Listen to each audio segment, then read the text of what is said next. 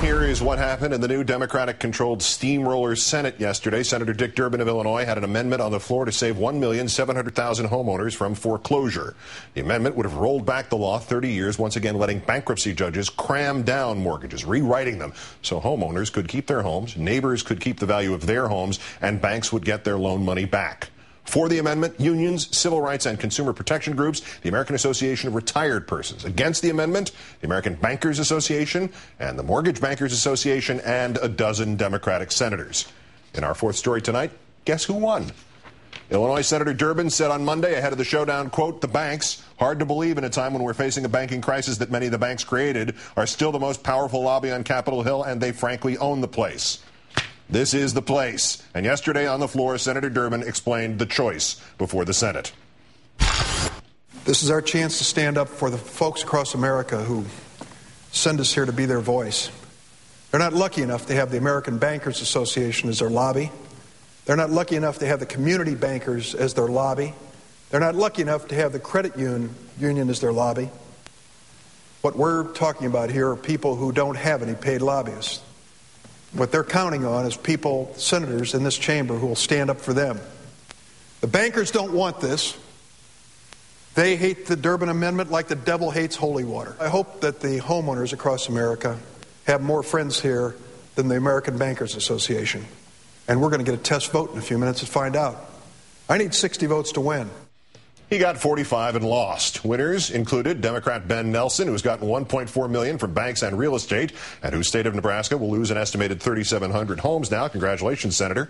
Democrat Mary Landrieu, who has gotten almost $2 million, and whose state of Louisiana will now see an estimated 12,000 homes foreclosed on now. Congratulations, Senator. And, of course, this man, Edward Yingling, president of the American Bankers Association, who told the Washington Post in February, quote, "We will lobby very, very strongly." Mission accomplished, buddy. Let's turn now to Arianna Huffington, co-founder and editor-in-chief of HuffingtonPost.com. Good evening, Arianna. Thanks for your time tonight. Thank you, Keith. Congresswoman Maxine Waters said in January that the banks, and this was her quote, "have owned this Congress way too long." Now Dick Durbin has said essentially the same thing. I thought the Democrats won last year. Well, unfortunately, Keith, this is a fallacy. The idea that the bankers only have Republican friends. Ever since the Clinton years, Democrats decided to make nice with Wall Street. And remember, it was under Bill Clinton that the major FDR passed reforms to try and prevent another financial collapse after the Great Depression. The Glass-Steagall Act was basically the Moby Dick of the financial industry, and they harpooned it during the Clinton years. And here we have, as you said, 12 Democratic senators voting against the public interest. If Senator Durbin and Congresswoman Waters think that the banks have bought Congress, should they not start naming names? I mean, Dick Durbin's plea on the floor of the Senate was impassioned, but shouldn't he come back out there and just read the riot act to those other 11 veteran senators and Senator Specter?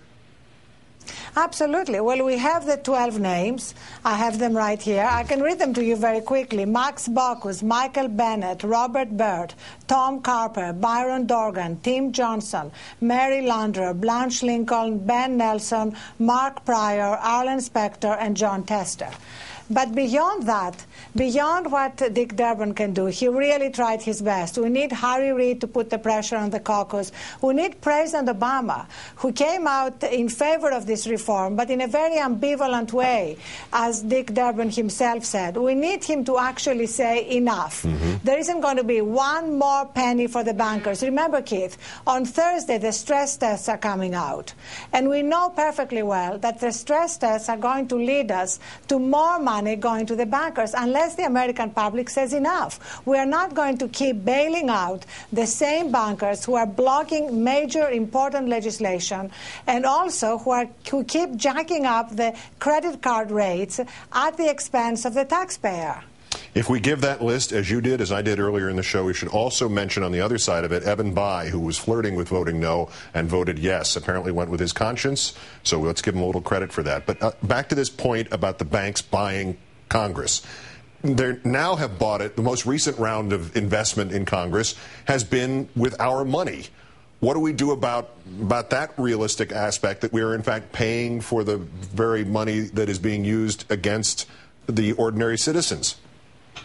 Well, that is really the outrage. That's why when the president said during his last press conference that he doesn't have a button he can push to make the bankers do what he wants, actually he does. He absolutely does. Were it not for the president's decision to bail out the bankers to the tune of tens of billions of dollars, Citi and a Bank of America for sure would not be around today to be paying lobbyists to block this legislative reform. That's the reality, Keith. So the president and his economic team, which let's not forget was instrumental in a lot of what went wrong on Wall Street, need to basically wake up and realize that the American public is going to be outraged if this continues. And the president's political capital, which right now seems absolutely enormous and unassailable, will not continue to be so forever.